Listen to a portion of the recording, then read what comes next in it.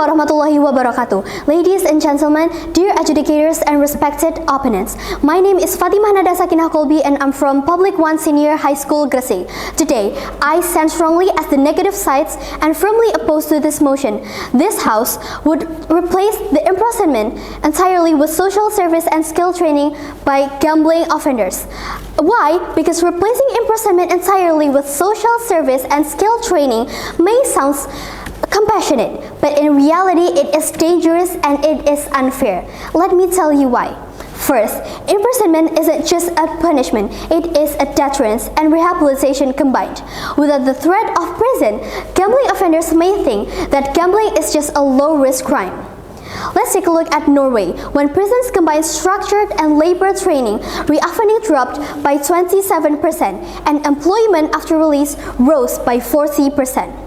So, dear judges, if prison could build the gambling offenders better, why would we weaken it? Why would we weaken the prison and change it into social skills and skill training? Second, gambling is not just a crime, it's an addiction, and addiction needs strong intervention. Let's take a look in UK. Relapse rates for problem gambler is in community programs reached 87%. Only prison provides a controlled environment where offenders can break free from constant exposure. Community service cannot do this. Third, gambling is not a harmless act. It's often connected to bigger crime. Let's take a look in the Philippines also, dear adjudicators. Offshore gambling hubs, POGOs, were tied to money laundering, human trafficking, and cyber scams. Dear judges, so do we really want to respond to such crimes with just social service? Of course not. Imprisonment is necessary to break these criminal networks and save the society. Fourth, fairness.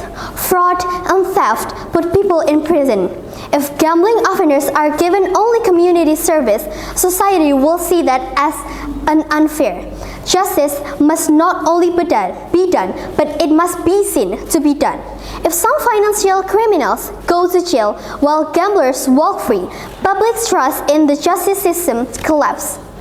And finally, no need to replace prison, but we need to reform it to be better. RAN shows that educational programs in prison reduce reoffending by 43%, while vocational training increases employment after release by 35%. So, dear adjudicators, why we remove prison when we could improve it, to be better? By combining imprisonment with skill training, we punish offenders, protect them from society, and still give them hope for a better future. Ladies and gentlemen, let's take a look. Social service may sound kind, but it's weak. Gambling destroys families, fuels crime, and without real consequences, it'll never stop. Prison, reformed with skill training, gives both justice and hope. That is why, for fairness, safety, and true rehabilitation, this motion must be rejected.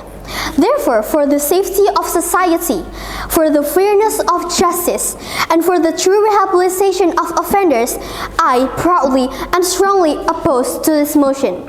That's all from me. Thank you. Wassalamualaikum warahmatullahi wabarakatuh.